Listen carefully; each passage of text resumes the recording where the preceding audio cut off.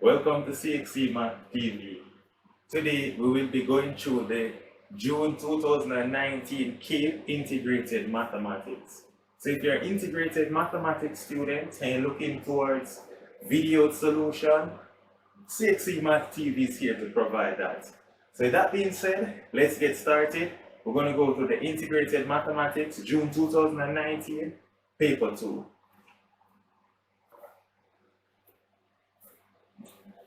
Alright, so question 1 gave us from functions. This is module 1, foundations of mathematics. Really nice.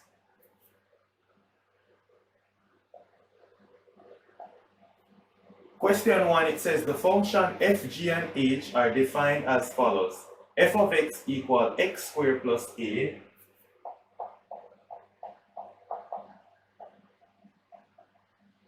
It says g of x equals 3x plus 2.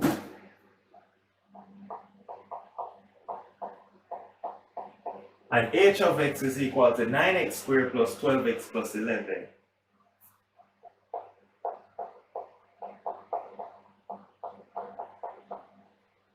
Now what they want us to do, it says if h of x equals fg of x, find the value of a. Easy stuff. So part 1.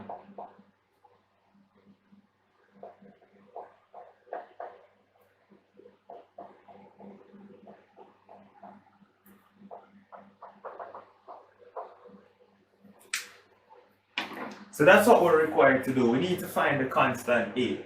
Now this right here, fg of x is a composite function.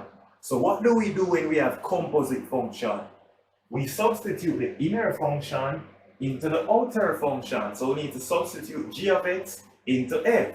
Nice. So h of x, 9x squared plus 12x plus 11 equal to, substitute the inner function g of x, 3x plus 2 into f of x. So it's going to become 3x plus 2 squared plus a. That's what we get. Now we need to just go ahead now and work out what a is by expanding and simplifying.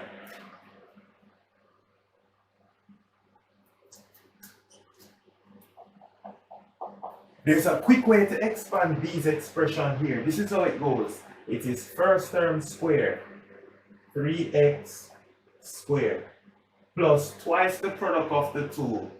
2 times 3x times 2, plus second term squared. That's how we expand a perfect square. So we get 9x squared plus 12x plus 11 equal to 9x squared plus 12x plus 4 plus a. Now when you get to that stage, you should be observing something.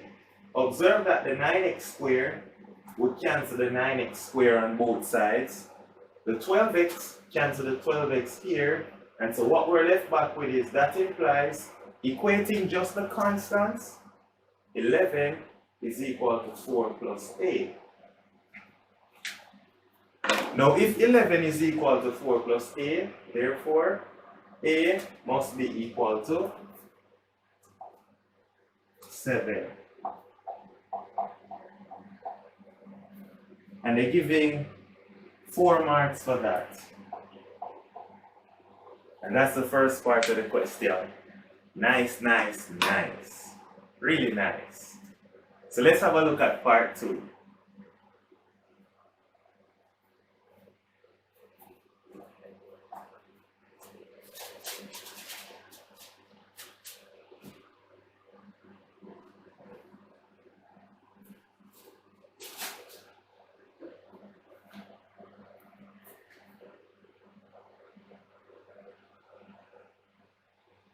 So part 2 says determine the inverse of f.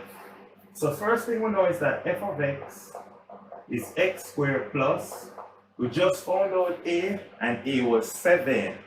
So f of x is x squared plus 7. So to find the inverse, first thing we do is call f of x y.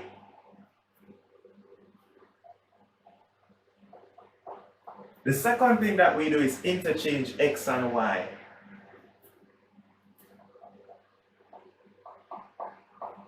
Then now, we need to find the inverse, so we need to make y back the subject again. So we're going to transpose, bring over the 7, and then we square root both sides. So what we end up getting is y is the square root of x minus 7. So that would be your inverse. So you're saying, therefore, f inverse of x is equal to the square root of x minus 7. That's it.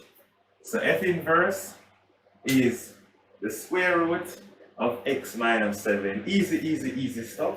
And they're giving away 2 marks for this. Alright? Really nice.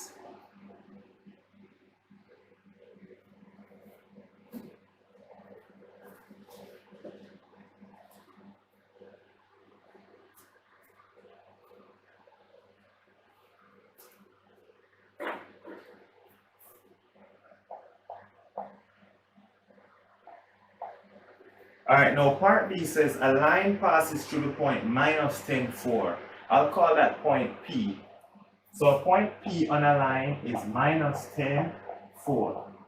And then they say to us, it makes an angle of 42 degrees with the positive x-axis. Now always remember this.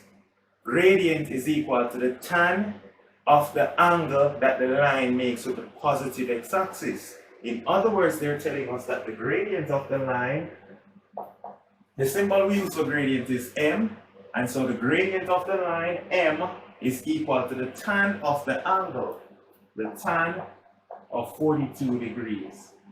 So you can just take out your calculator and put in tan 42.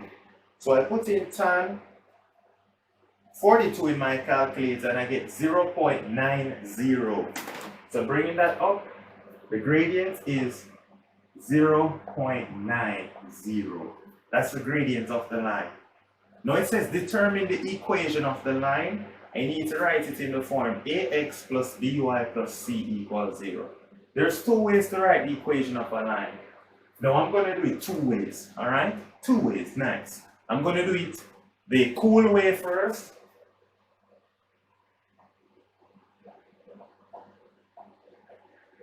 This is the cool way. The cool way is to use y minus the y value at the point equal gradient in bracket x minus the x value at the point. So in that case, what we're getting is y minus the y value at the point is 4 equal the gradient 0.9 in bracket x minus the x value at the point. X minus minus 10 becomes x plus 10. Now, of course, we just need to transpose. So expand and then bring over to one side. 0.9x plus 0.9 times 10 is just 9. And this is y minus 4. Bringing everything to this side, it's going to become 0 equal 0.9x minus y. When you bring minus 4 over to here, it becomes plus 13. So that's your answer. So the line is 0.9x minus y plus 13 equals 0. That's your answer. That's the answer right there. Now, as I said, you may not have seen it this cool way. No problem. But let's do it the normal way. So the normal way would be say y equal mx plus c. The y value is 4. The gradient is 0.9. X is negative 10 plus c. And then you find c. 0.9 times negative 10, negative 9. So 4 equal negative 9 plus c. And so now we bring it over. So end up get 13 is C. Once you get C is 13, then you would say y equal mx plus c. But now we know m is 0.9. And we know c is 13.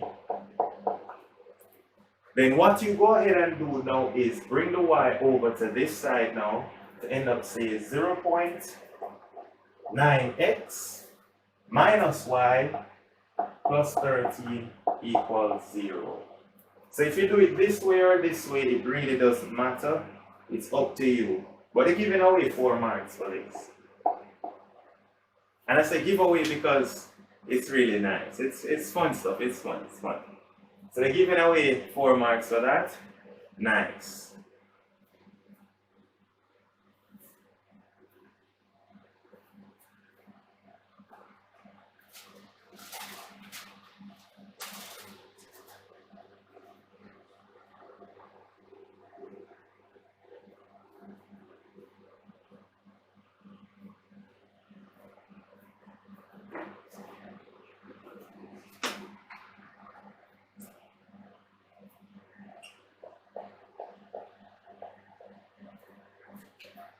Alright, part C.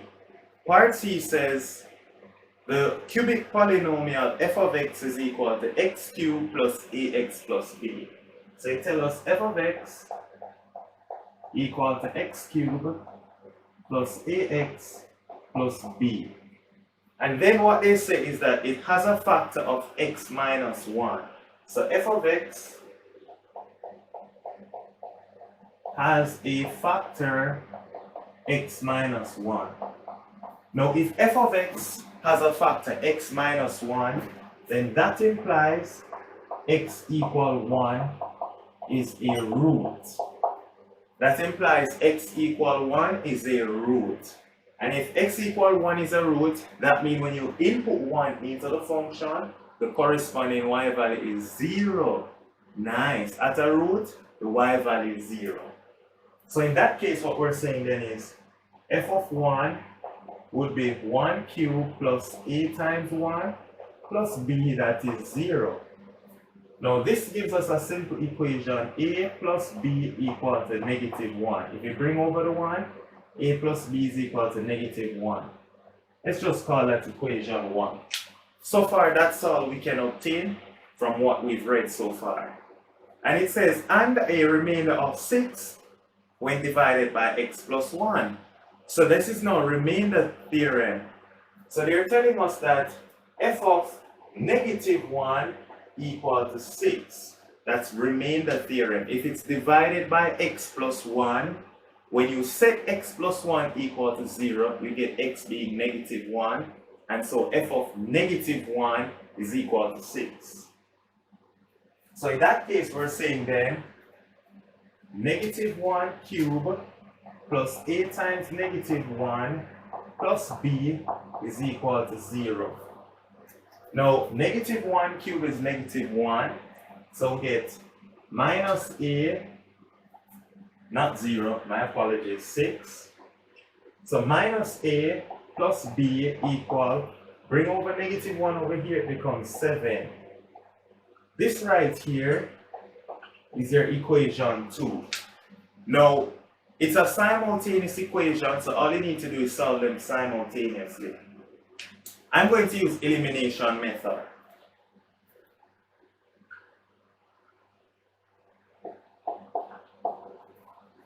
So notice I draw 2 lines and I set to add them. If we add these 2 equations, what we get? A plus minus a gone.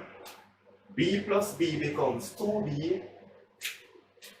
So end up get 2b is equal to minus 1 plus 7 is 6. So 2b equals 6. Since 2b equals 6, divide by 2, b equals 3.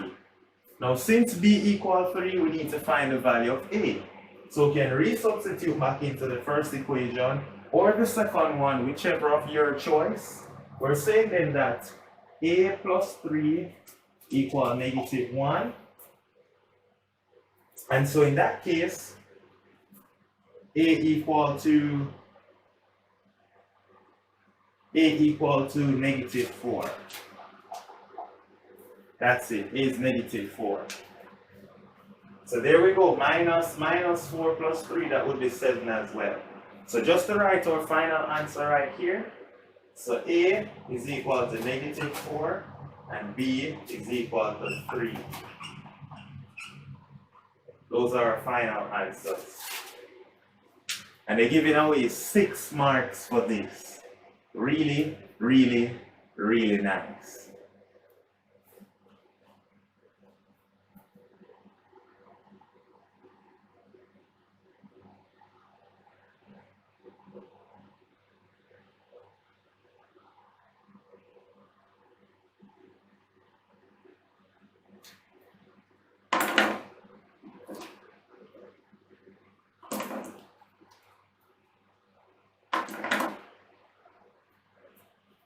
All right, so now we're at part B.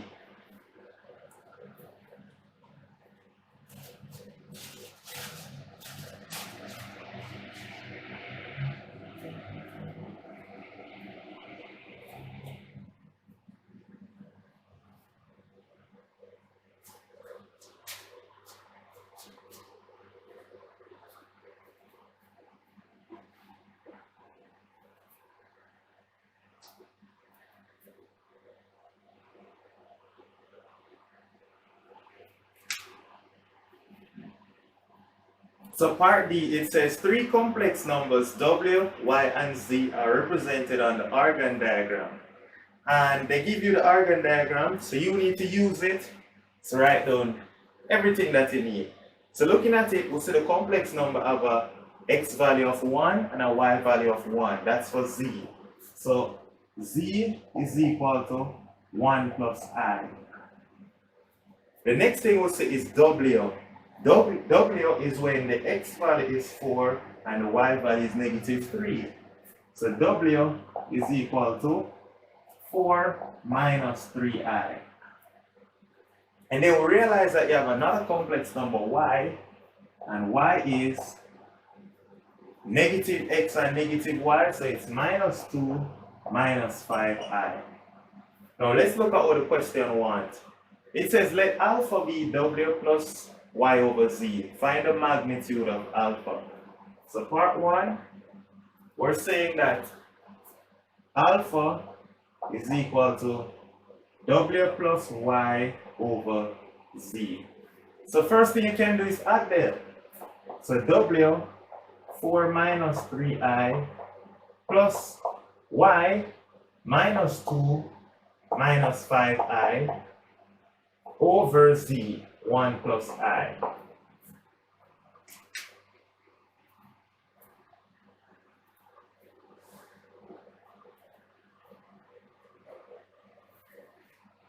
So this is what we have for alpha. So since this is what we have for alpha, then what we're getting now is alpha is equal to 4 plus -2 is 2. Minus 3I plus minus 5I is -8I over 1 plus I. Now when you get to this stage, to find the modulus of alpha, there's 2 ways you can do it. So let's look at method 1. Method 1 is we're saying that, I'm just going to split it right here.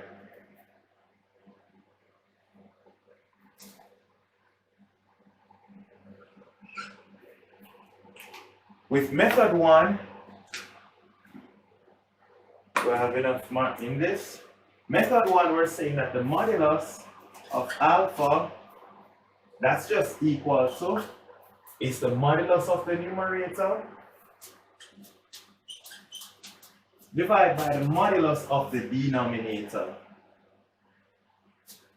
So now, the modulus of the numerator is the square root of 2 squared plus -8 squared over the modulus of the denominator is the square root of 1 squared plus 1 squared. So remember, to find modulus of a complex number, it's the real part square plus the imaginary part square rooted. 8 squared is 64 plus 2 squared 4 and 64 is 68. That's the square root of 68 over square root 2. This works out to be 68 divided by 2 is 34. So this is square root 34. Now, I don't know if we should simplify. They didn't settle, give it as a decimal, so I leave it at that. That's 6 months, just like that. Nice. Now, let's look at method 2. Method 2, you might get to this stage and you want to do what we call rationalizing.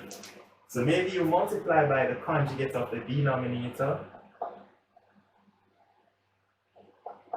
That's okay. So if you multiply by the conjugate of the denominator, this becomes 2 times 1, 2. 2 times minus I, minus 2i. Minus 8i times 1, minus 8i. Minus 8i times minus I is plus 8i squared. Over the difference of 2 squared, 1 squared minus I squared. So maybe you want to do that.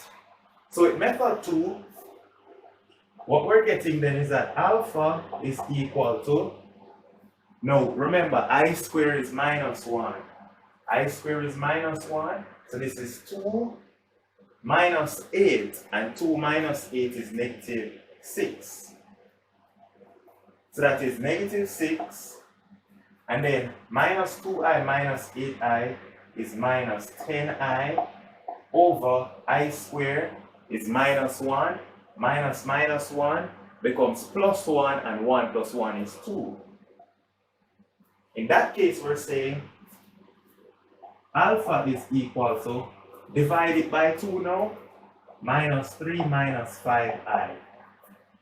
So in that case, the modulus of alpha equal the square root of negative 3 squared plus negative 5 squared square root 10.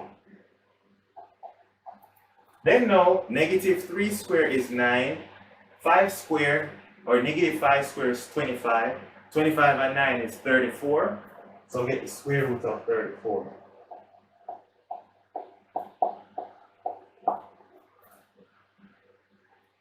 And that's your answer. So as you can see, which is really nice, it's amazing that you have 2 ways and the choice is all yours.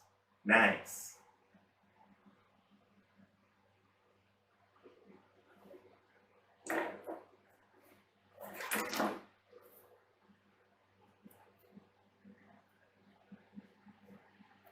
All right, so let's look at part 2.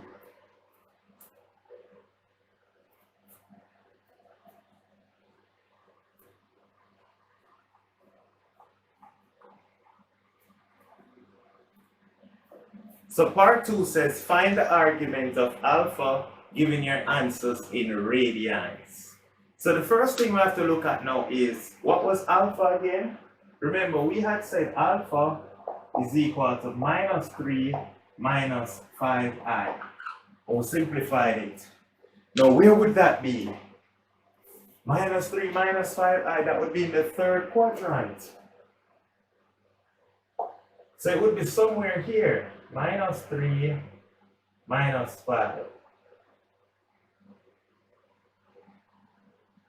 I know it's not really straight, but you understand. This is a complex number alpha. Since that's the complex number alpha, remember there's a formula for when the argument is in the different quadrants. So it's the argument is the angle between the positive x-axis. So it's this down here. That's a negative angle. So now we can go ahead and find the argument of alpha. So the argument of alpha is equal to minus pi plus tan inverse the y value minus 5 over the x value minus 3. So the argument is just minus pi plus tan inverse negative 5 over negative 3. So you punch that in a calculator. Tan inverse 5 over 3. Into our calculator. Oh, make sure your calculator is in radians. So I get 1.03. So this is now minus pi plus 1.03, which works out to be, let me add it again. So minus pi plus 1.03, that's negative 2.11 radians. So this is negative 2.11 radians. That is your answer. And that takes care of question 1. 2 marks for that? 9. So question 1 was fairly simple. Alright, so stay tuned for question number 2.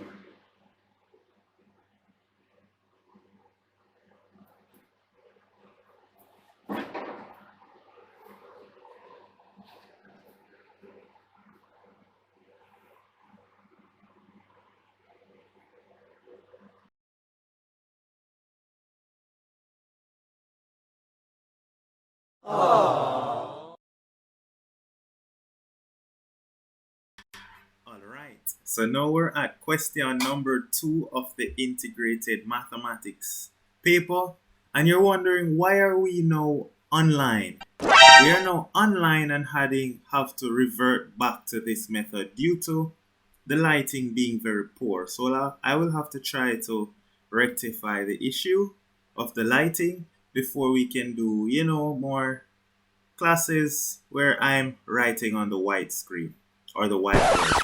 So question 2 AI, it says, write the expression as a single logarithm. So we have to remember the laws of logarithm that tell us we know log A plus log B equal the log of A times B. And remember, log A minus log B is the log of A over B. So in that case, we can write this now as log 3 plus, you can bring the 4 up into the power. So this becomes log of 5 to the 4th power minus log 25. And then you bring up the 3 over 2. That's what we have. So in that case, now we're getting log 3 plus, now 5 to the 4th power. Let's just bring out our calculator. 5 raised to the 4th power. That is 625. That's log 625 minus, then you have 25 to the 3 over 2. So put a bracket, 25 raised to the 3 over 2. That is just log 125 minus log 125. So this works out now to just be the log of, it is now 3 times 625, and then the minus part going to the denominator over 125, which works out to be, we don't even need calculator here, 125 into itself goes 1 time, 125 into 625 goes 5 times, so it's a log of 3 times 5, which is 15. That's your answer. All of this as one single logarithm is log 15. Now look how you can check it. Log 3 plus 4 log 5 minus 3 over 2 log 25. Put in your calculator. You get 1.176. Log 15 should also give you 1.176. It does, and so of course we are correct. Since we are correct, we're nice. So we're indeed correct. So that right there is 4 marks. 4 marks for nothing really. Now this part of the question, it says now, solve the equation for x. So we have 3 to the x equal 5 to the x minus 2. So in this case, writing down what we have 3 to the x equal 5 to the x minus 2. First thing you have to do is take the log of both sides. Whenever the unknown is in the power, you take log of both sides. So log 3 to the x equal log base 5 to the x minus 2. Then you carry down the power. So x log 3 is equal to x minus 2 times the log of 5. Then you expand inside the bracket, you're going to get x log 5 minus 2 log 5, and that's x log 3. Now, why am I doing that? I expanded the bracket so that I can get my x term fully, I have another x term here, so I need 2 of my x terms on one side. So I'm going to bring the minus 2 log 5 to the left to write it as 2 log 5 equal. Then I'm going to bring my x log 3 over to the other side, so it becomes x log 5 minus x log 3. So in this case now, I can factor out x to say 2 log 5 equal x in bracket log 5 minus log 3. And so now I can just divide both sides now by log 5 minus log 3. And that will give me an expression for x. So there it is. This cancel this. So therefore, x is just equal to 2 log 5 divided by log 5 minus log 3. That's the answer. Now, maybe you want to give them like a numeric value. I would leave it exact, but it's up to you. To give them a numeric value, just put it in your calculator. 2 log 5 divided by log 5 minus log 3. Putting it into your calculator, you get 6.30. So x is approximately 6.30, and that's to 2 decimal place. I'm writing it to 2 decimal place. That's the answer. Now, if you don't believe it, you can always check it. Let's check it. Check.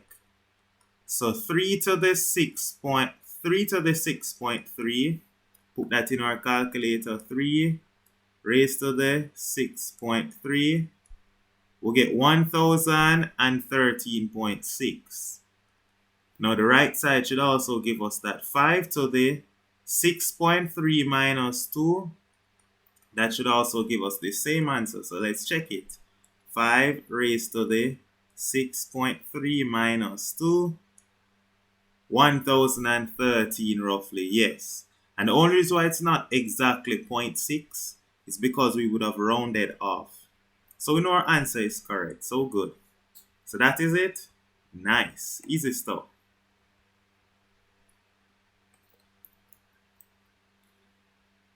Alright, now this part of the question, it says expand using binomial expansion. Now you don't need to know binomial expansion to do this question.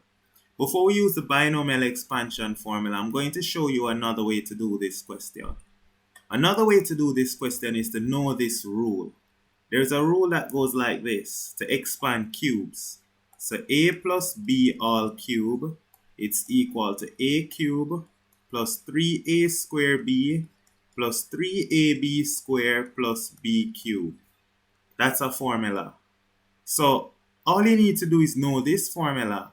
So to expand 2 minus x over 3 all cube, 2 minus x over 3 all cube, you just say, look how easy this is. Your a is 2, so it's 2 cube plus 3 times your a is 2 square times your b minus x over 3. Yes, minus. Notice, this is a minus sign here, so it has to be minus b. It's really plus minus x over 3. Plus 3 in bracket, 2 times minus x over 3 square plus your b cube, which is minus x over 3 cube. So simplifying that, we know that the 2 cube, this part here, 2 cube is 8. Then we know that 2 square is 4. So 3 times 4 is, well, we don't even need to do that. Realize this 3 would cancel this 3 here. And 2 square is 4. So that would be minus 4x.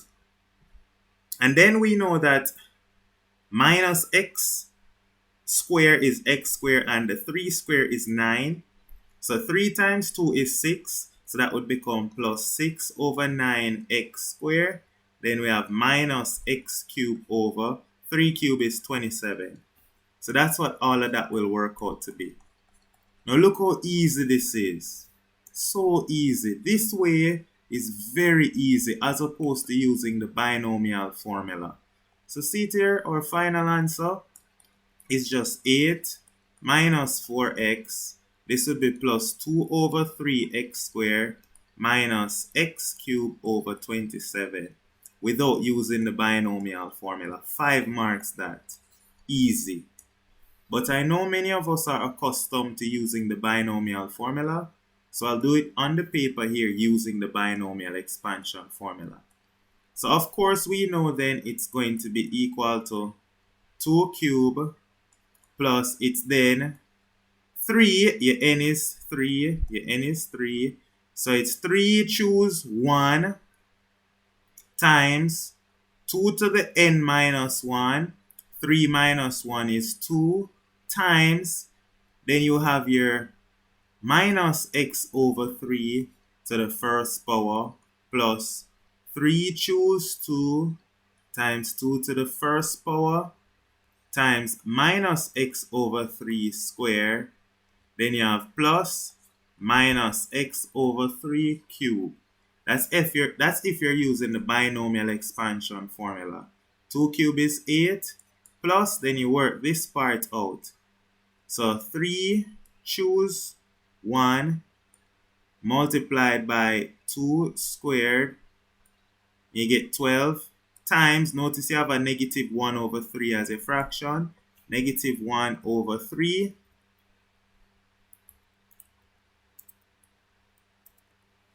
Put that in a calculator and you get minus 4.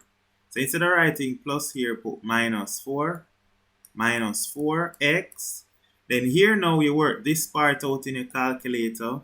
This part out in a calculator is 3 choose 2. I just put all of it in the calculator one time. 3 choose 2 multiplied by 2 to the first power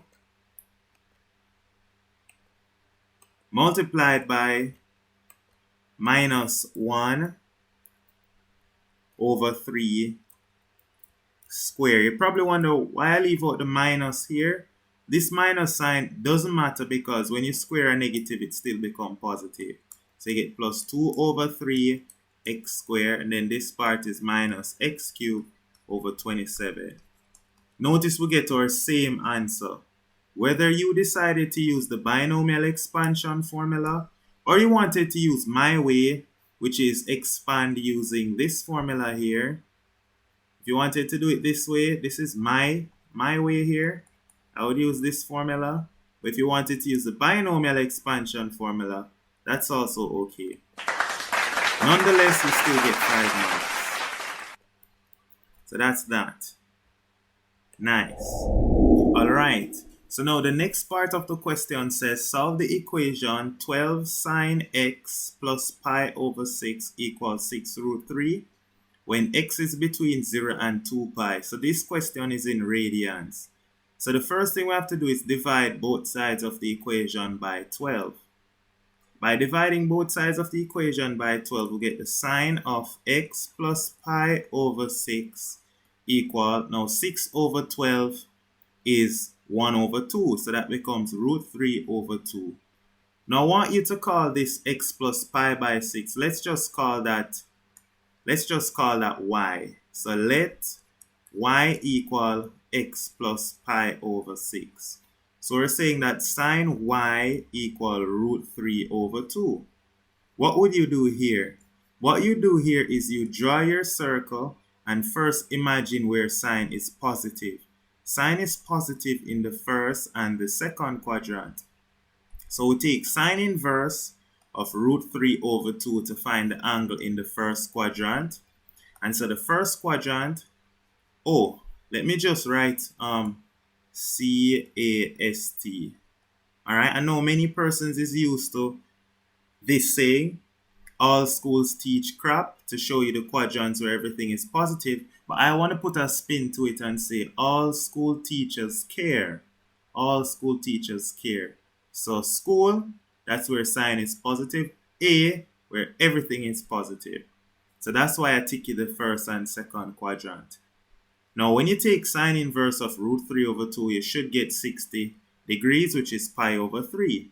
But let's say you didn't know, you can put it into the calculator if you don't remember. And you get your 60 degrees. And 60 degrees, remember, is, put your calculator in radians. 60 degrees is pi by 3. So in that case, what we get is pi over 3. And so the angle in the second quadrant will be pi minus pi by 3, and pi minus pi by 3 is 2 pi over 3. Nice. So in that case now, we can then say that y is either equal to pi over 3 or y is equal to pi minus pi by 3, which is 2 pi by 3. Now, remember, what was y? Y was x plus pi by 6. So x plus pi by 6 is pi by 3, or x plus pi by 6 is 2 pi by 3. So in that case now, we can make x the subject by subtracting pi by 6 from both sides. So x is pi by 3 minus pi by 6, or x is 2 pi by 3 minus pi by 6. In that case, x works out to be pi by 3 minus pi by 6 is pi by 3, or x equal, multiply up, we can multiply this by 2 to say 4 pi minus pi is 3 pi, so this is 3 pi over 6, which would be pi by 2. Now, if you're not so confident in your arithmetic skills, you can always put it in your calculator. Don't be embarrassed. Don't be afraid. Put it into your calculator, right? Safety first. Make sure you get your marks. So there it is. We'll put it into our calculator and you get the pi by 2. So those are our answers. Yip, yip, hooray. Oh, nice. How many marks for that? 4 marks to do absolutely nothing. So when you do a question like this, you can tell them, well, nice. That wasn't too bad. Now, moving along. Moving along, part D, it says, a computer company sells 3 types of laptop, brands X, Y, and Z to 3 stores A, B, C. The number of laptops ordered by each store and the amount owing to the company for each order is shown in the table below. So from store A, we bought 10 of X computers, 8 of Y computers, 6 of Z computers, and that's a whopping 21,200 US dollars, you know. Let me convert that to Jamaican. 21,200 times 152. That is over $3 million spent on laptop. Wow, that is crazy. But those might be name brand laptops, so let's ignore that and do the question. So the question says, express the contents of the table in augmented matrix. So really and truly, you didn't even need to read the question. You just need to look at the table and express in augment matrix. In augment matrix, that would be 10, 8, 6, augment 21,200. That row is for store A. For store B, it is 7, 9, 5. Then you put 18,700. Then for row 3, it is 8, 0, 3, augment 9400. That's your augmented matrix. Very easy. How much marks is that? 2 marks. So get 2 marks to do nothing really. Nice. So the next part says, determine the unit price of brand Z laptop. Determine the unit price of brand Z laptop. So to find only brand Z laptop, so Z is going to be equal to the determinant of the matrix. So we need to find the determinant of the matrix, then divide it by when we need to interchange these words. I usually enunciate them or pronunciate them incorrectly. We need to interchange the row with Z in it with the results, and then we divide it by the determinant of the matrix A. So I'm slowing down my speed so I can actually say the words correctly. So this matrix around here from the previous page, we're calling that A. So let me go back to it.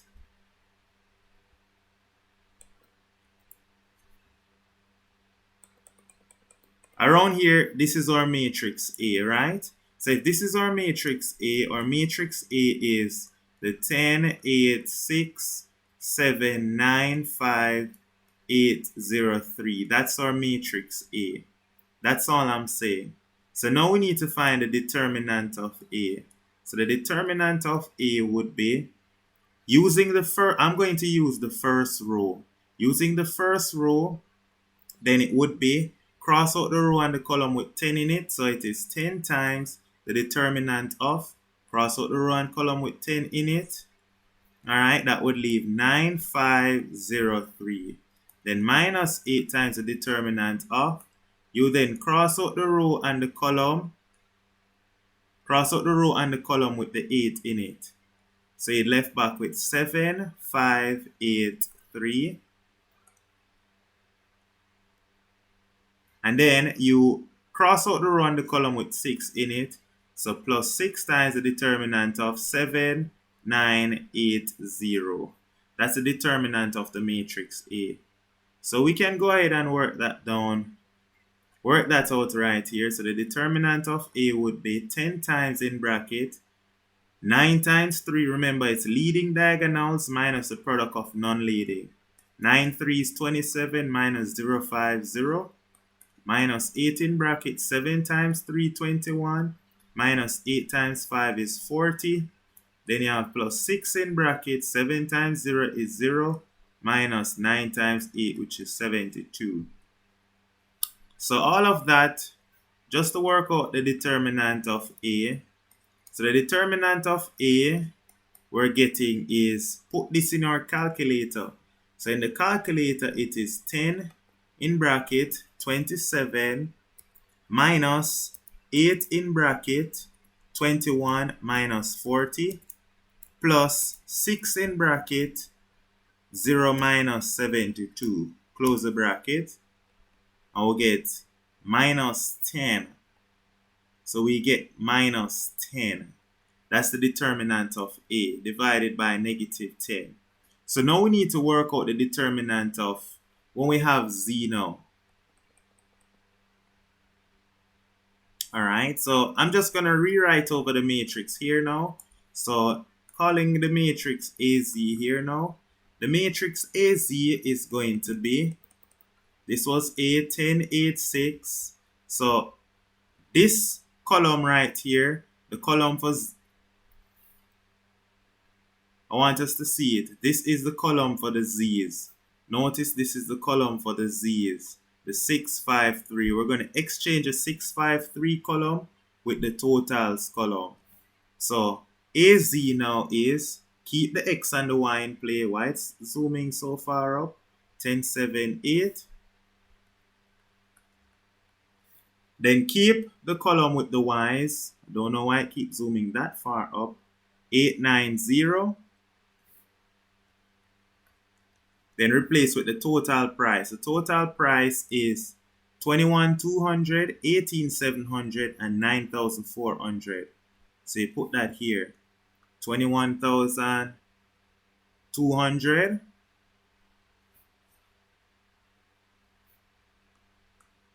Then you have 18,700.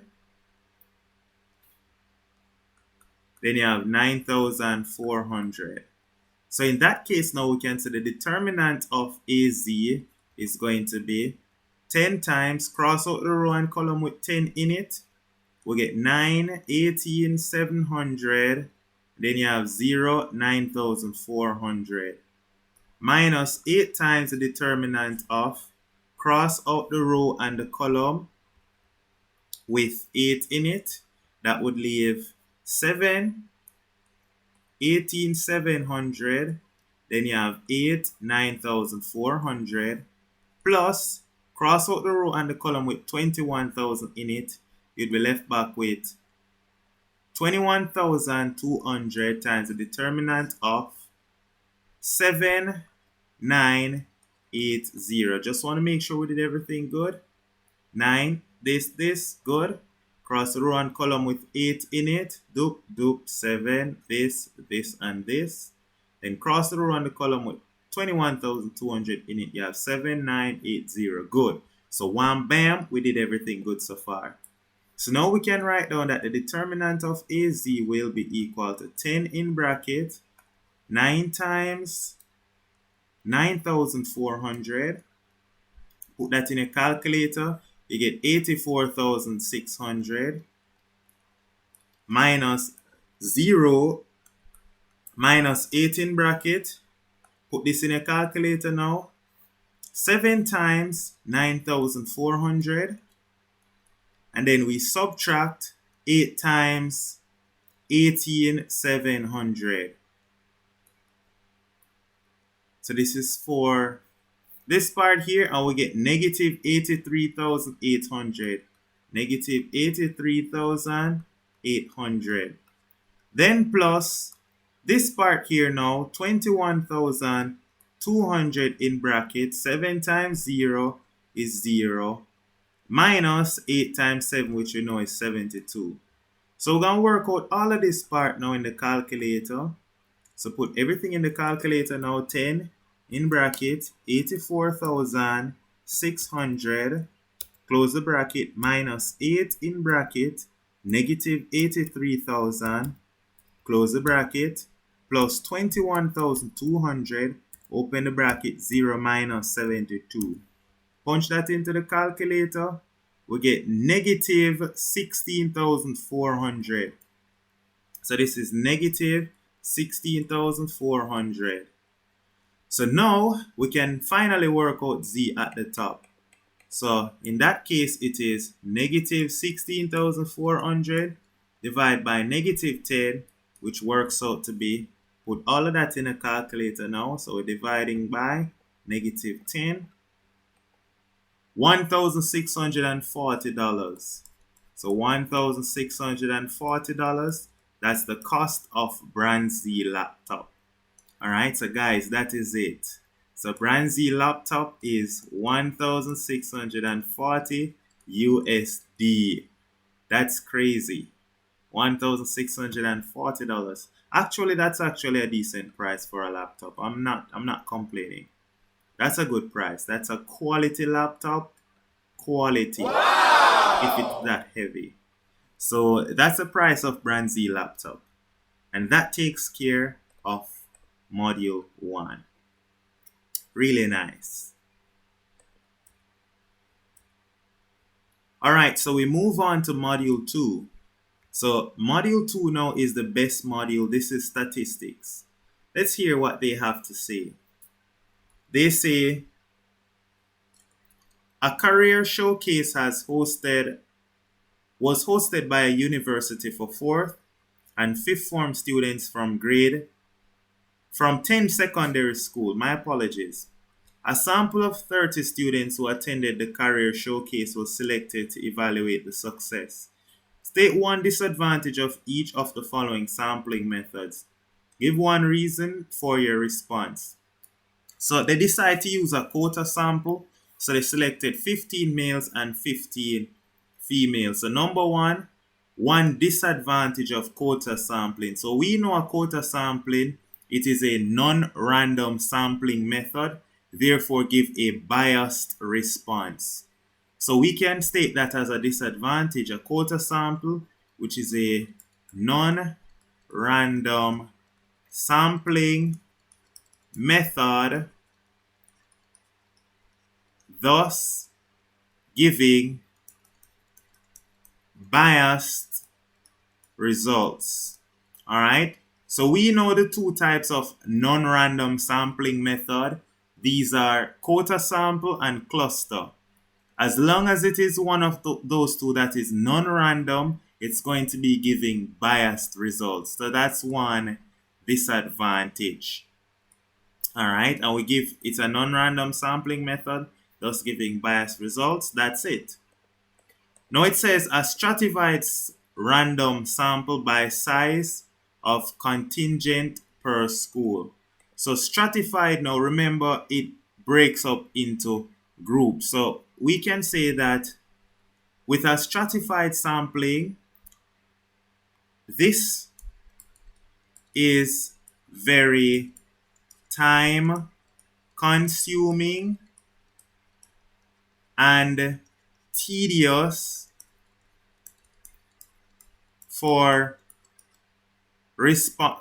This is very time consuming and tedious for researcher to perform. That's a disadvantage. Now, stratified is actually a very good method to use. It's a very good sampling method, but the thing is that it's very time consuming and tedious for the researcher to perform. Because first you have to break it up into different groups, and they tell us that the stratas they're breaking it up in, they're breaking it up into size per contingent per school. After you do that, then you do your random sample from those different groups. That's very time consuming and tedious. So that's a big disadvantage. So easy stuff so far. 4 giveaway marks. Now part B. It says at a traffic check, policemen randomly stopped 150 cars to determine if the drivers were wearing seat belts. The table below gives us the summary of what happened. I'm paraphrasing, guys. It says determine the probability that a driver between 31 and 50 years old selected at random was not wearing a seatbelt. So we need to be between 31 and 50. I'll put it in black. Between 31 and 50 was doing what? Not wearing a seatbelt. So the probability of being between, I'm going to write it out in words, between 31 and 50 and no seatbelt, that's equal to 10 over 150. Alright, so that's the answer. I don't need to simplify it because I just don't want to. So it's 10 out of 150. 10 drivers between 31 to 50 were not wearing a seatbelt. Now part 2, it says given that a driver selected at random was not wearing a seatbelt. So here's what's given now. And it says what is the probability that the driver was over 50 years old? So the probability that the driver was older than 50, so I'm going to put greater than 50. Given that what? Was not wearing a seatbelt. So no seatbelt.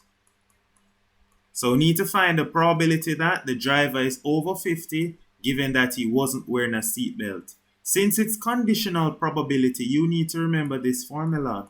The probability of A given B is the probability of A intersect B divided by the probability of B. So first thing we need to find out is the probability of driver being over 50 and not wearing seatbelt. So driver being over 50 and not being wearing seatbelt is 15 out of 150. So right here, this is now 15 out of 150, right? That's the probability of being over 50 and not wearing seatbelt divided by a driver randomly not wearing seatbelt. Not wearing seatbelt is a total of 70. So divide by 70 out of 150. So divide by 70 out of 150. Now in that case, this will simplify to be 15 out of 70 because the over 150 is cancelled. So if you go back to prep school days, remember you have 15 out of 70 divided by 70 out of 150. Oh, 15 out of 150 divided by 70 out of 150. You reciprocate. And when you reciprocate, you flip it.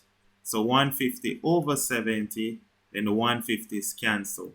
So that's what I did right here. To get 15 out of 70, that is that. Easy stuff. Nice. Alright. Now the next part. The next part says determine the probability that a driver selected at random was wearing a seatbelt or was between 31 to 50. So the probability that a driver selected at random was wearing a seatbelt. So probability him have seat belt, or I'm gonna write the word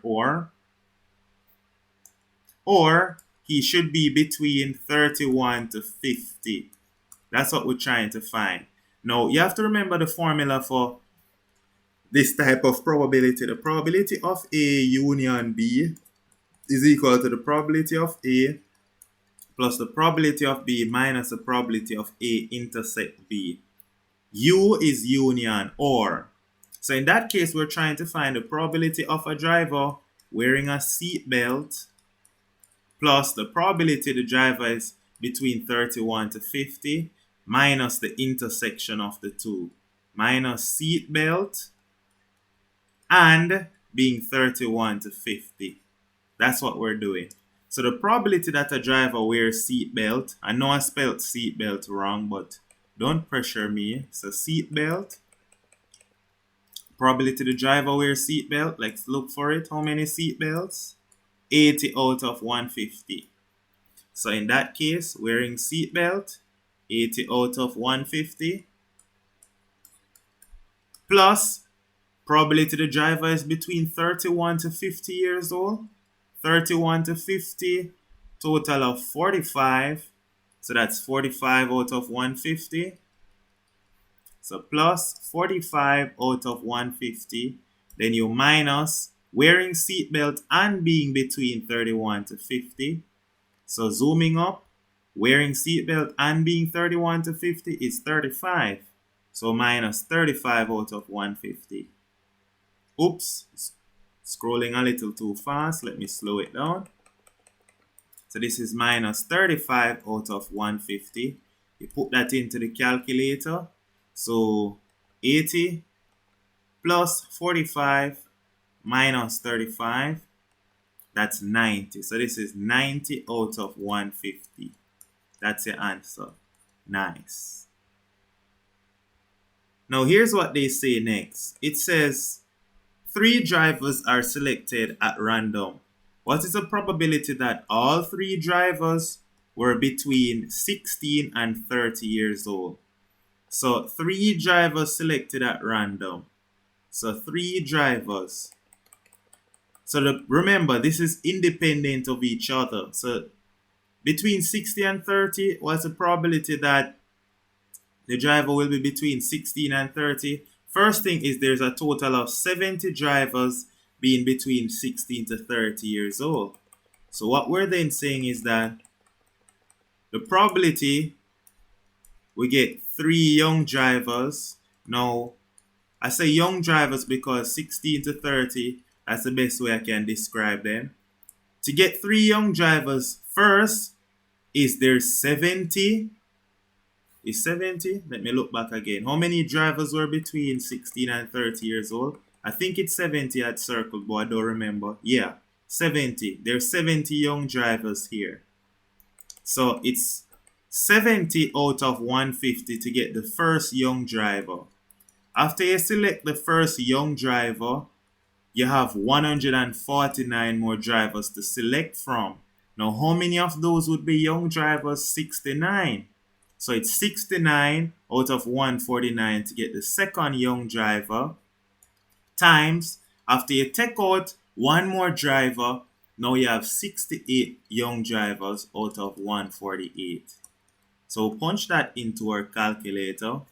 70 out of 150 times 69 out of 149 times 68 out of 148. Put that into our calculator, and that don't look so smooth, so I'll put it as a decimal. That's 0.0992. In other words, that is, there is a 9.92% chance of selecting 3 young drivers back to back.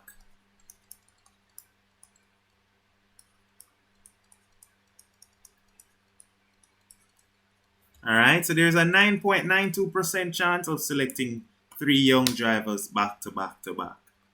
Alright, so that is that. Nice. Alright, now let's have a look at part C. Part C says, students at a college are given 2 attempts to pass a national exam. The probability of a student failing on the first attempt is 0.84. So first thing we know is that you get a test, and this is like your first attempt. attempt 1. So attempt 1 is either you pass or you fail. And the failure rate is high, 0.84. The pass rate then is 16%, 0.16. It says in the event that a student fail on the first attempt, they are allowed a second attempt whereby the probability of failing on the second attempt is 0.65. So right here, if you fail, you get another chance. So over here is attempt 2. This is if you fail for the national exam. And the pass rate is, well, they give us the fail rate is 65%. So the pass rate is 35%. As an incentive for outstanding performance, a full scholarship for tertiary education is offered if students pass on the first attempt. Wow, so you get a full scholarship if you pass in one go. Draw a fully labeled probability tree diagram to represent the information. We did it right here because always jot down what they give you while you're reading the question. So see it there? While we're reading the question, we did our tree diagram and we finished. That's what they wanted. How many marks for that? 4 marks. Part 2 now. Part 2 says determine the probability that a randomly selected student passes the national examination. So the probability that a student passes. So first thing is that a student can pass on attempt 1 or a student can pass on attempt 2. So we can write that down. The probability of passing is equal to the probability of pass on attempt 1 plus the probability of pass on attempt 2. Now the probability of passing on attempt 1 is 16%, 0.16, plus now the probability of passing on attempt 2 would be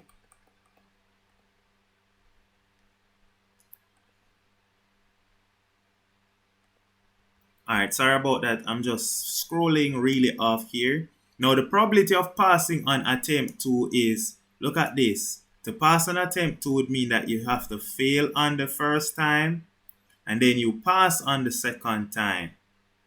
Right here. So in that case now, to pass on attempt 2 is going to be plus 0.84 times passing on the second attempt, which is 0.35. So that's 0.35. They will punch that into our calculator. So 0.16 plus in bracket 0.84 times 0.35. Close the bracket, equal 0.454. 0.454. In other words, there's a 45.4% chance of passing the exam. Wow. Imagine that. There's a less than 50% chance of passing the exam. Whoa, that exam must be extremely difficult. Now it says, given that 200 students took the examination, determine the expected number of students who are eligible for a full scholarship. Now, to be eligible for a full scholarship, what do we know? To be eligible for this full scholarship, you must pass on one attempt. Now, the probability of passing on one attempt is 0.16. So 0.16 would be equal to, right? Now they're telling us that it's 200 students, so it's x over 200. So in other words, we're saying x then, the number of students who pass on one attempt would be 200 times 0.16, which looks like, is that 32? I'm not sure, so I'll put it in the calculator. It looks like 32 to me. Yep, 32. So 32 students will get the full scholarship. Now that's a lot of students, 32 out of 200. Wow. So those are some brilliant students. So that's it. That takes care of question number 3. Let's move on to question number 4. All right, so now we're at question number 4. Question number 4, it says, the table below gives the distances covered by 90 persons in a sponsored walk. And the distance is in kilometers, so this is crazy. There's no way I would walk 32 kilometers. That is crazy, but you have some persons voluntarily doing it or they're sponsored to do it. So it says calculate the mean distance covered by the walker, so the average distance. So the first thing we have to do is create our midpoint column. So this at the top here I'm putting in is midpoint. 2 plus 8 divided by 2. The middle value between 2 and 8 is 5. Then here the midpoint 8 and 4. The middle value would be, that looks like 11. The middle value between 14 and 20 is 17. The middle value between 20 and 26 is 23. So this one must be 29 because we notice that we're just adding 6. So now we're able to estimate the mean. So this is our x now. This is what we're using to represent our x. And the frequency, the number of persons, is our f. So we all know mean is the sum of f times x divided by the sum of f. In that case, it's going to be 10 times 5, because that's f times x, plus 11 times 18, plus 17 times 20, plus 23 times 30, plus 29 times 12. And then we divide by, of course, the sum of f. When you add up all of this, 10 and 18, plus 20, plus 30, plus 12, that's 90. So we divide by 90. Now you just put that into your calculator, and that's the mean. So fraction button, 10 times 5, plus 11 times 18, plus 17 times 20, plus 23 times 30, plus 29 times 12. Divided by your 90, of course. Into the calculator, that is 18.06. So that is 18.07 kilometers. That's it, 18.07 kilometers. So that's the average, or that's the mean distance walked. So the mean distance is 18.1 kilometers. Now let's hear what they say. They tell us that given that the mode is 22.1 and the median is 19.1, comment on the skewness. So first thing, there's a formula for skewness. Remember that skewness is equal to mean minus mode, or you can use skewness is equal to mean minus the median. All of that should be multiplied by 3. So 3 in bracket, mean minus median. So either one you can use for skewness. So in this case, what we're saying is the skewness is equal to, I'm using mean minus mode, 18.1 minus 22.1, which is negative 4, which is less than 0. So in that case, we can say that the distribution is negatively skewed. The distribution is negatively skewed. All right? That's what we can tell them about the distribution. Nice. Okay, now let's hear what they say now. The next part, part 3, says, given that the variance is 53.3, can we be certain that all the distance covered by the sponsored walk are within 2 standard deviations of the mean? So first thing is, what is the standard deviation? So we know the variance. So the variance is the standard deviation square is 53.3. So that means the standard deviation would be the square root of 53.3. So put that in our calculator. Square root 53.3, which is 7.3. So the standard deviation is 7.3. So to be within 2 standard deviations of the mean, right? So 2 standard deviations.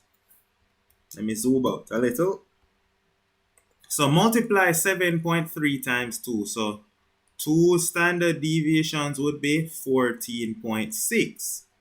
So it's asking, can we say that all the walk would be within 2 standard deviations of the mean? So within 2 standard deviation of mean, that would be the mean bar x plus or minus 2 standard deviations. So the mean we got was 18.1 plus or minus 14.6. 18.1 minus 14.6, that would be, put that in the calculator, 18.1 minus 14.6. That's going to be 3.5. That's 3.5 kilometers to 18.1 plus now the 14.6. 18.1 plus 14.6. That will give you 32.7 kilometers. All right, so now let's look in the table and see if all of that lies within. So remember that we're going from 2 to 32. Now it could go as low as 2.1. So, right? So can we be certain that all the distance are within 2 standard deviations of the mean? No, we cannot be certain. So our answer is no, we cannot be certain.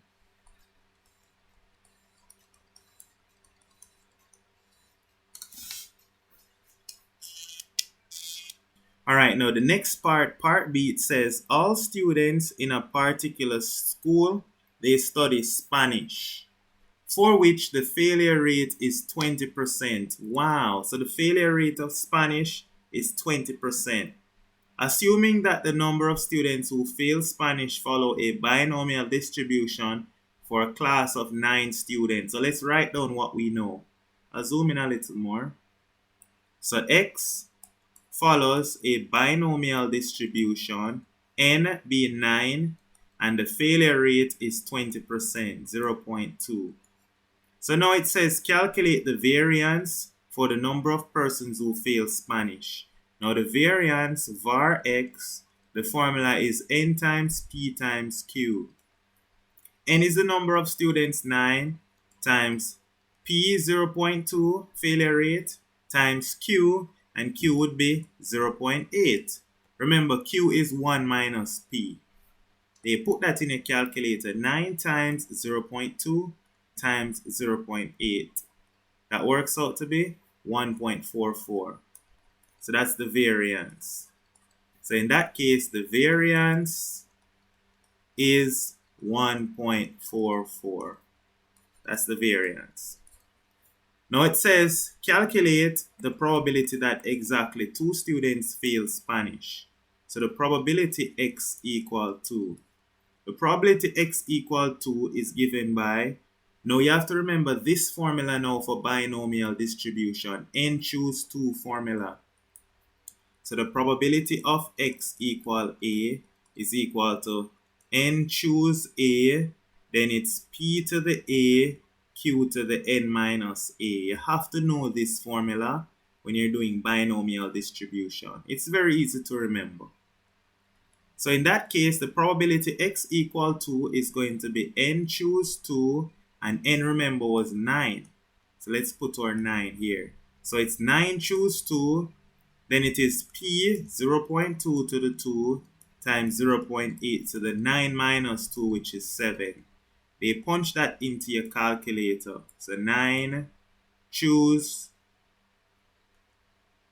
2 multiplied by 0.2 raised to the second power times 0.7, 0.8, sorry, raised to the 7th power. Put that in your calculator and you get 0.301. So 0.3019, or we can say 302. In other words, we can write that is a 30%, 30.2% chance 2 students will fail.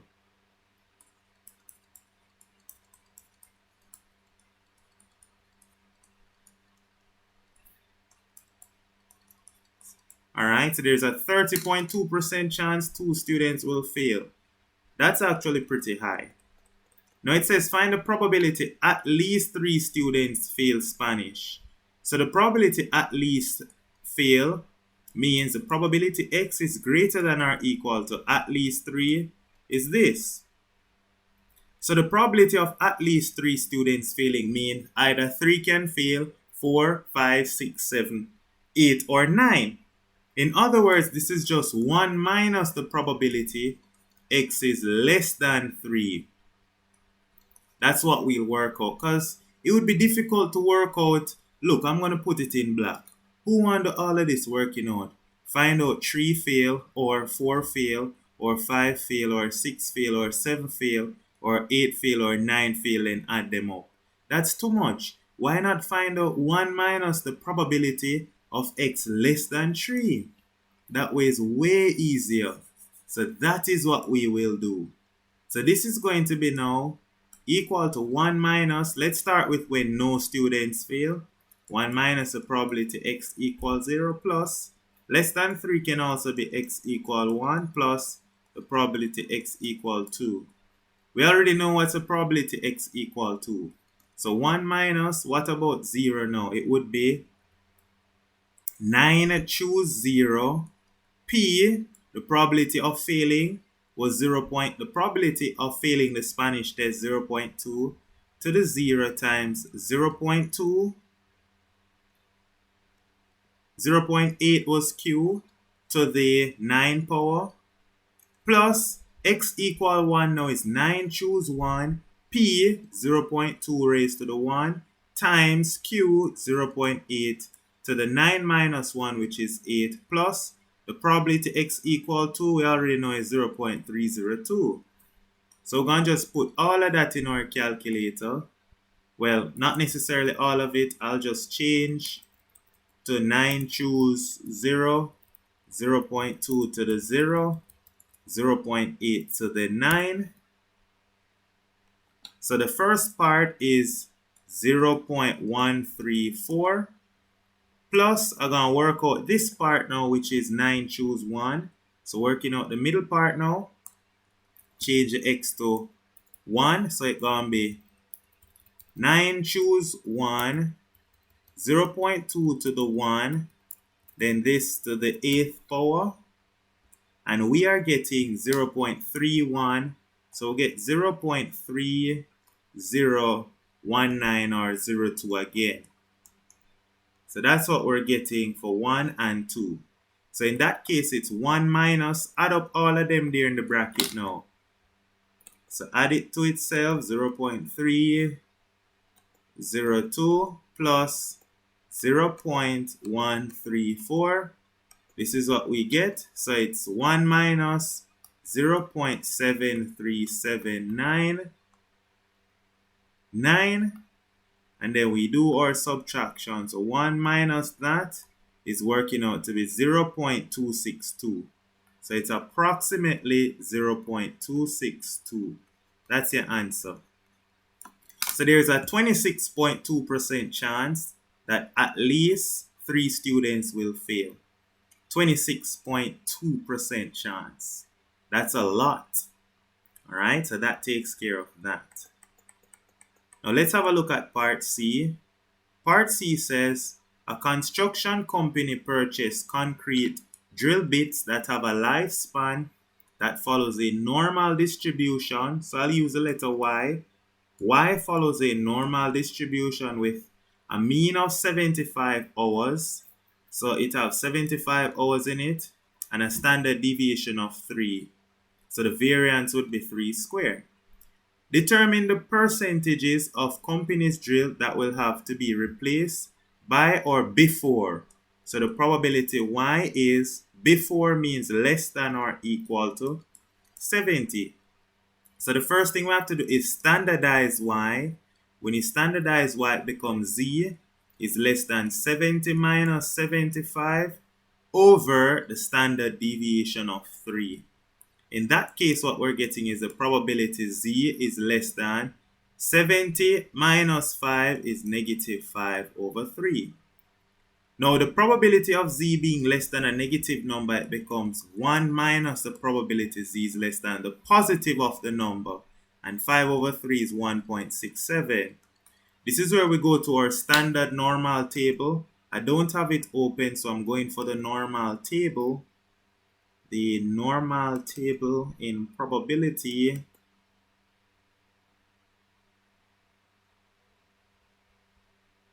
So I'm going for my normal table. Alright, so now I have my normal table open and I look for 1.67. This is 1.6 right here. So 1.67 is going to be going across the 1.6. 1.60, 61, 62, 63, 64, 65, 66, 67. Right here. So in that case, it is 1 minus 0.9525. 1 minus 0.9525, which works out to be, put that in a calculator, 1 minus 0.9525, which works out to be 0.0475. 0.0475. Alright, so that is your answer.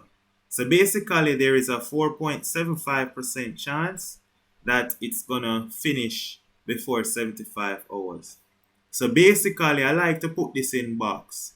So basically, only 4.75% chance the drill will finish before 70 hours. So there's a slim possibility that it's going to finish before 70 hours.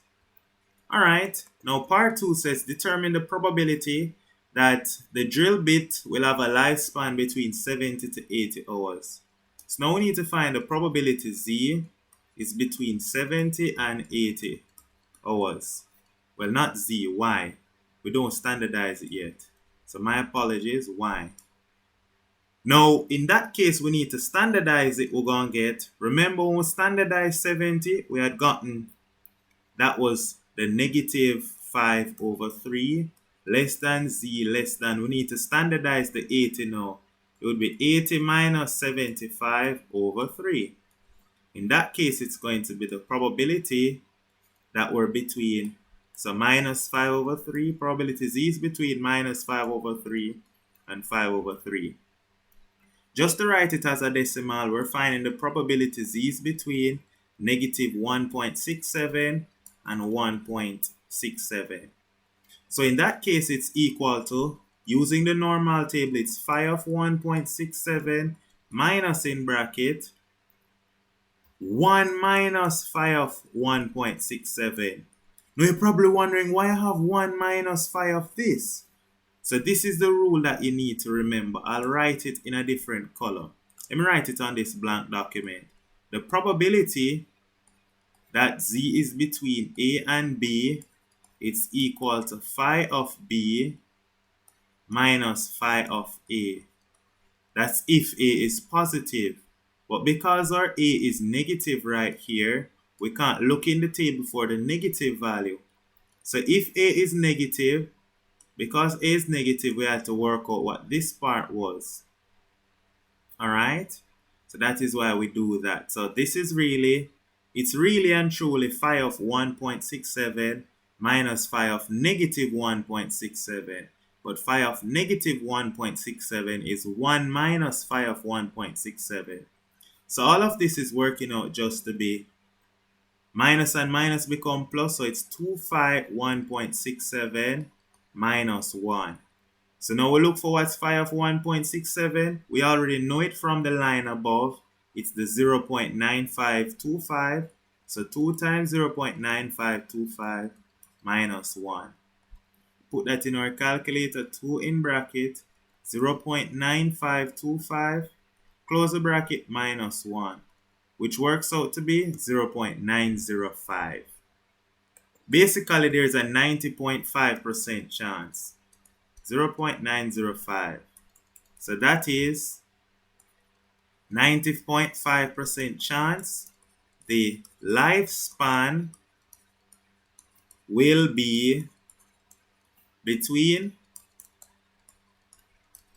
80 and 70 hours, or between 70 and 80 hours. Basically, there's a good chance that the thing is going to be between 70 and 80 hours. That's it. They don't even tell us how many marks is that. That's it, but that finished module 2.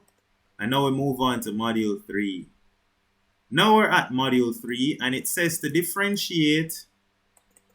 It says to differentiate or show that the derivative of ln cos x is negative tan x. Now remember that we're in module 3, and module 3 is calculus. Yay! So we're on to calculus. Now what I'll do is I'll let y be equal to ln cosine x. So in that case, then dy over dx is equal to, when you differentiate log a function, remember this, when you differentiate ln a function of x, the derivative of ln a function of x is equal to the derivative of the function divided by the function itself. So when we differentiate ln cos x, we're going to get the derivative of cos x, which is negative sine x, over cos x. But then negative sine over cos is minus tan x. So see it there shown. So in that case, we can just tell them, therefore, the derivative of ln cos x is equal to negative tan x. That was so basic. 3 marks for that. They're really nice. So we can tell them, thank you. Anytime you get an easy question like that, you can tell them thank you or thanks. Nice. The second part of the question says, find the derivative of e to the 2x sine x. So I'm going to call it y. Let y be equal to e to the 2x sine x. So dy by dx this is product rule differentiation. So many persons used to u and v. U and v is too arbitrary. I don't like that. So I use f and s. Let me show you why this makes a difference. F means our first function. S means our second function. And so dy by dx, when you differentiate a product, is keep the first times the derivative of the second plus keep the second times the derivative of the first. So that's what we're going to get now. So we're going to keep the first. The first function is e to the 2x times the derivative of the second. When you differentiate sine x, you get cos x. Plus keep the second sine x times the derivative of the first. Now when you differentiate e to the 2x, you're going to get 2e to the 2x. Look how that easy. Every minute you're substituting this whole heap by u and v. That takes too much time. So dy by dx is just e to the 2x cos x plus 2e to the 2x sine x. And if you want to pretty up your answer, you can write it a little bit prettier by factorizing, and say dy by dx is going to be e to the 2x in bracket cosine x plus 2 sine x. This looks amazing. So you just factorize and leave it at that. When you factorize it, it looks really amazing. So that's your answer. Nice. All right. Now we're on to part C. Well, part B. Part B says given f of x equal 2x cubed plus x squared plus 2, it has a stationary point at x equals 0. Find the coordinates of the second stationary point. So remember, at a stationary point, we know that dy by dx, in this case, f prime of x is equal to 0. So to differentiate to get f prime of x is equal to, carry down the power, 3 times 2 is 6. So we get 6x squared plus, carry down the power, differentiate x squared, you get 2x, that's equal to 0. And solving this equation, you can factor out 2x and you're left back with 3x plus 1 equals 0. So we're saying 2x equals 0 or 3x plus 1 equals 0. So in that case, x equals 0. They already gave us that point. And the y value when x is 0 is if you put 0 into the function up there, you get 2. So 0, 2 is one stationary point, which was already given. Over here, x would be negative 1 over 3. So to find the y value now for this one, we're just going to plug in negative 1 over 3 into the function for f of x. So plug in, so the function at the top there, 2 in bracket, negative 1 over 3 cube plus negative 1 over 3 square plus 2. So we plug that into our calculator and we'll get 55 over 27. So that's the coordinates of the next stationary point. Negative 1 over 3 and 55 over 27.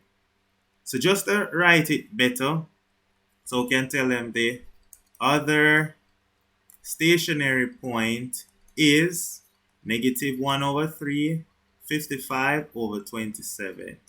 That's what we're telling them. Nice. Alright, so that's part A, telling them that's the coordinate of the next stationary point. Now it says now, determine the nature of the stationary point of f of x at x equals 0. So to determine the nature of the stationary point, you always use the second derivative test. So the second derivative test. So the second derivative test now, it is d2y by dx squared. This is found by differentiating the first derivative. So when you differentiate 6x squared plus 2x, you'd get 12x plus 2. Now all you need to do is plug in at x equals 0. At x equals 0, the second derivative is going to be 12 times 0 plus 2, which is 2. Now when 2, because 2 is a positive number, is greater than 0, then that means that is the minimum point. So at 0, 2, it is the minimum stationary point. So that's the nature of it. It's the minimum stationary point. So all you have to remember is when the second derivative is greater than 0, minimum stationary point. When it's less than 0, maximum stationary point. That's it. Alright, now part C. Part C says, the figure below not drawn to scale depicts the contour of the ocean bed just off a certain island. A boat stationed at point labeled O is exactly above a point A that marks the entrance to an underwater cave on the ocean bed. Relative to the point O, the contour of the seabed can be modeled by this function for h of x. It says where h is the depth in meters of the seabed. It says now obtain the derivative of x minus 2 cubed, which is the numerator of h of x. So I'll just call the numerator of h of x k of x.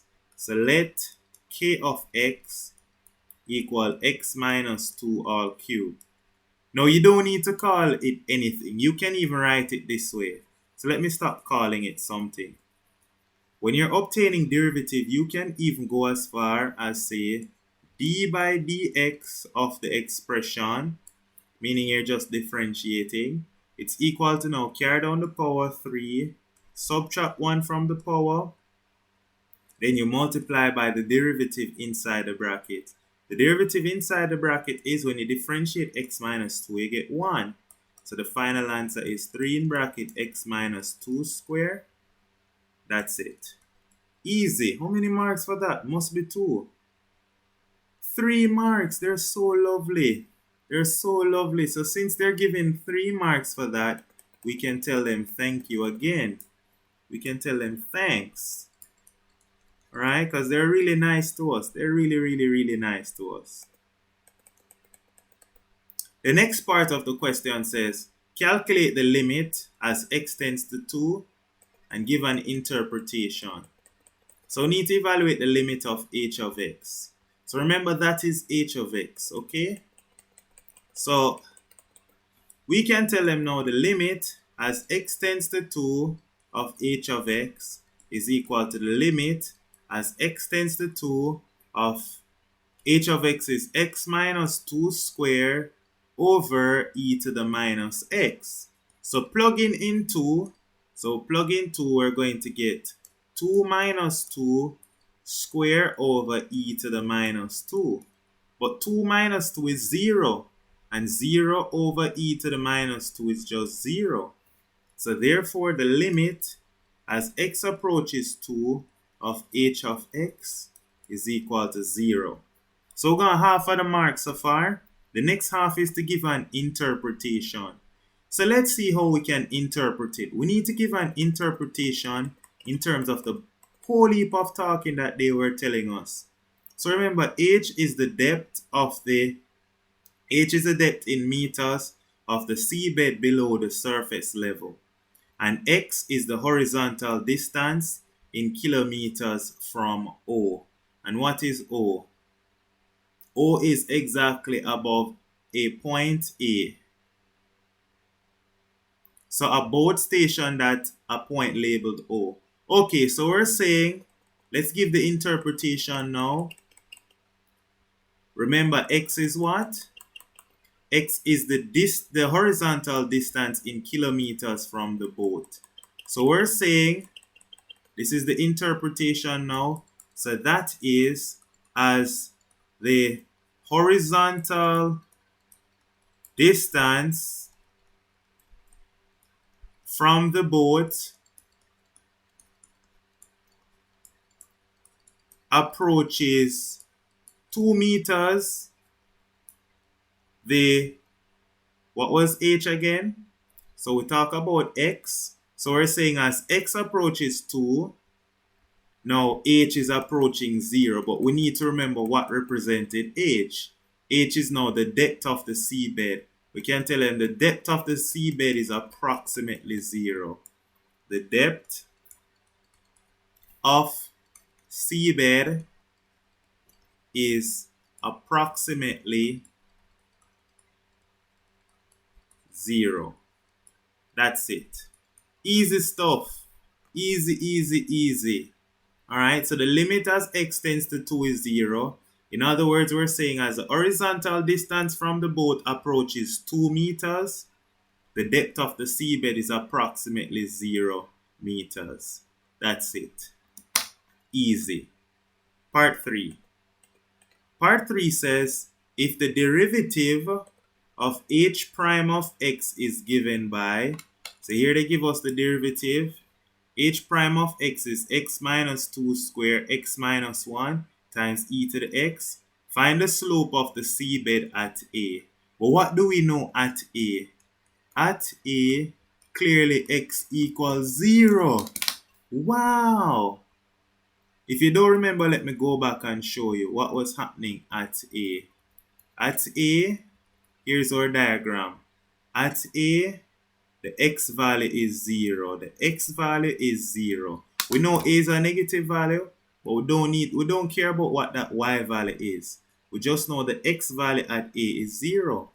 So now we can tell them at A, x equals 0. So now we can find the slope. So the slope then is h prime of 0. And h prime of 0 is now going to be 0 minus 2 squared times 0 minus 1 times e to the 0. 0 minus 2 squared is 4 times minus 1, and e to the 0, anything to the 0 power is 1. So the slope is just negative 4. Imagine 4 marks to do that.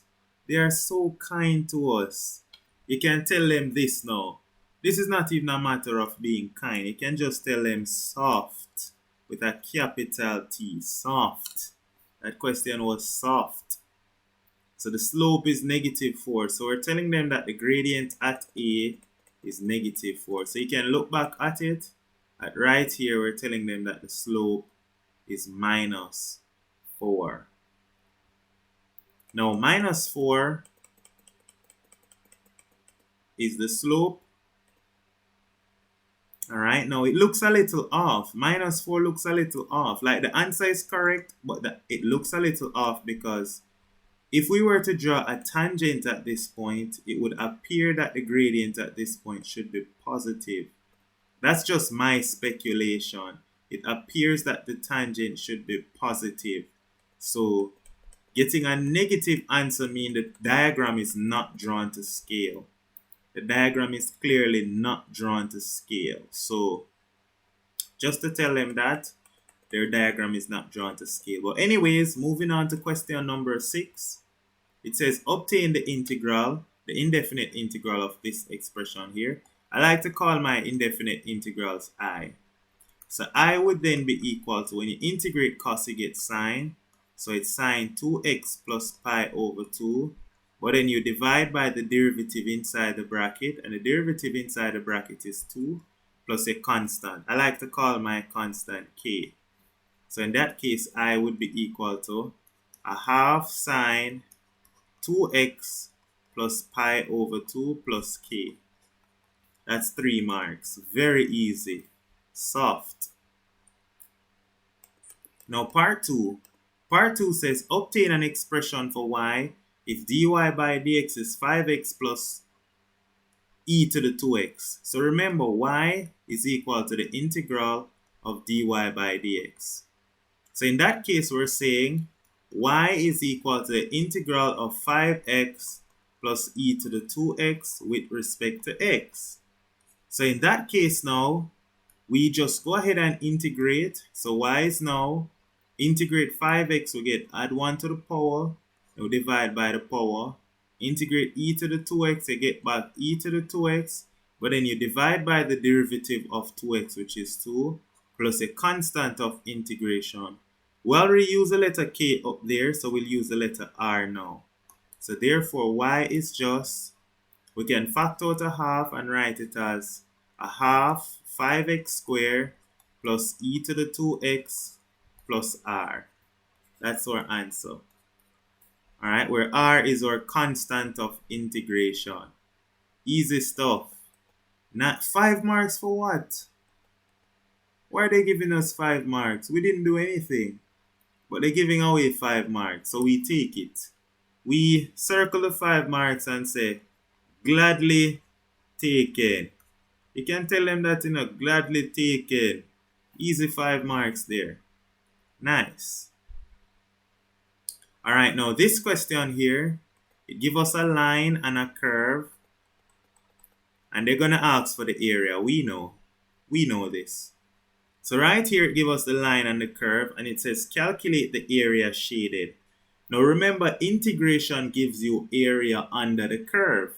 So we're saying when you integrate, you get area under the curve. So if you have the line and you integrate from the different points, from the x value being 1 to the x value being 2, that would give you this area under the line. But then if you have a curve on top of it now, this is now the curve between these 2 points. If you integrate that curve, the area under it is the purple patch you get. So what we're saying, so to get the actual true area shaded, the area shaded which is in here, so this orange part, is just the area under the line minus the area under the curve. So that's how we get that part in there. So what we're then going to say is, okay, area shaded is equal to area under the line minus area under the curve.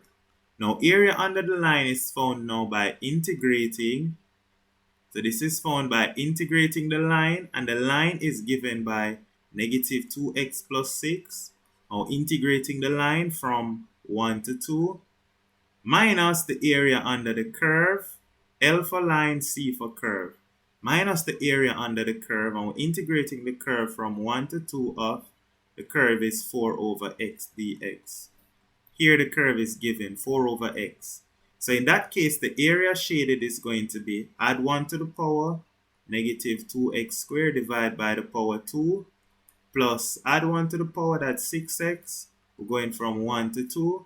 Minus, when you integrate 4 over x, you get 4 ln x. When you integrate 1 over x, you get ln x. But since there is a 4 in the numerator, it's 4 ln x. Now, I don't like to write 4 ln x. I'm going to rewrite this as ln x to the 4th power. You can bring up the 4 up into the numerator, and we're going from 1 to 2.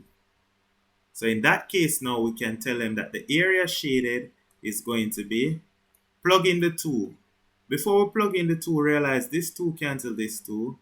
So plug in the 2 here, we have negative of 2 squared plus 6 times 2. Then we have minus over here, we plug in the 1, we have negative 1 squared plus 6 times 1. Close up that bracket. Minus, over here now we plug in the 2, we have ln 2 to the 4 minus ln 1 to the 4th power.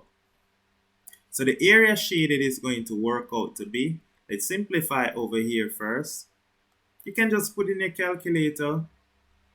2 squared we know is 4, so that is minus 4 plus 6 times 2, which you know that is 8. So that is 8 minus, in here, so now we have minus 1 plus 6 times 1, which is 6. So that's 5. So 8 minus 5. Minus over here now is ln 2 to the 4th power. So we can just write that as ln 2 to the 4. And we know ln 1 is just 0.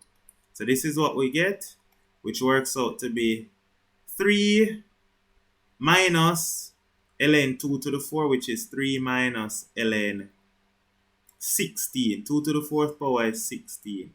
That's our answer. So the area is 3 minus ln 16. Now don't write it like that, please. You're going to tell them now that the area shaded is 3 minus ln 16 units square. Always remember, area is units square.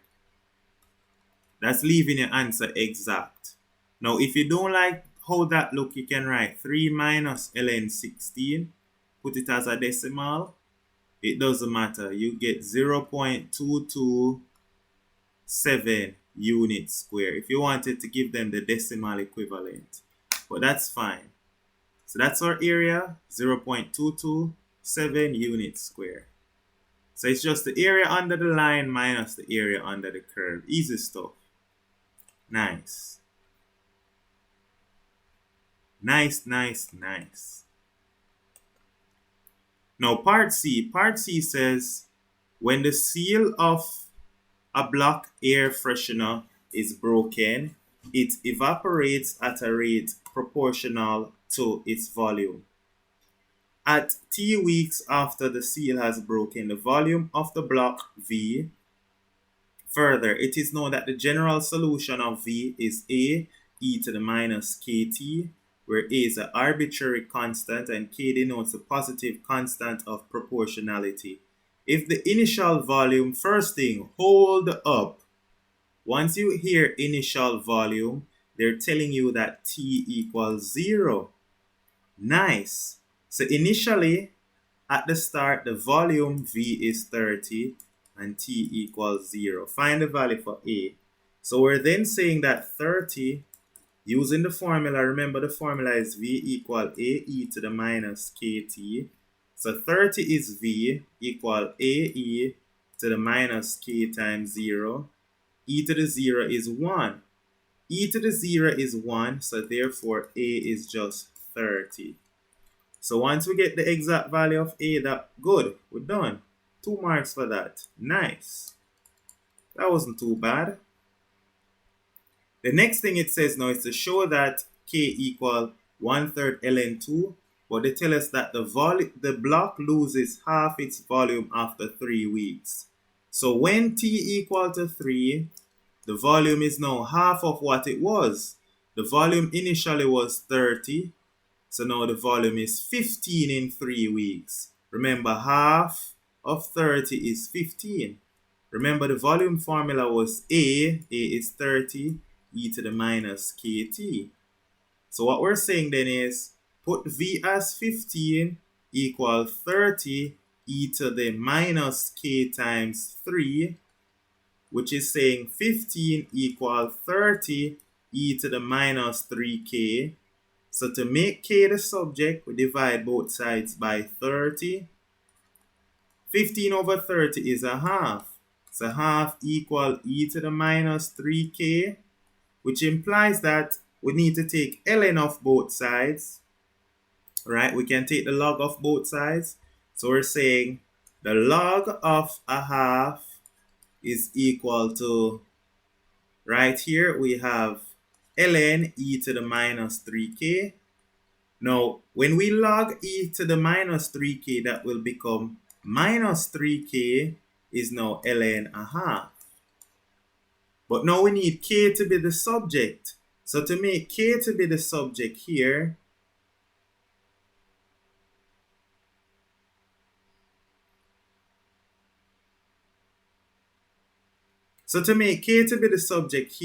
we're going to divide both sides by negative 3. So allow me to just divide by negative 3. Divide both sides by negative 3. So therefore, what we end up get is this negative 3 cancel. So k is now ln a half divided by negative 3. Now you're probably saying, how is that helping us? Because we need to get k is 1/3 ln 2. No problem. Let's do the little semantics. Remember, ln a half is ln 2 to the minus 1. So this is now ln 2 to the minus 1 over negative 3. But remember, by laws of logarithm, we can carry down the power. So I'm just going to divert up to the top. So I'm going to finish it off up here. So this is the finishing part in that box.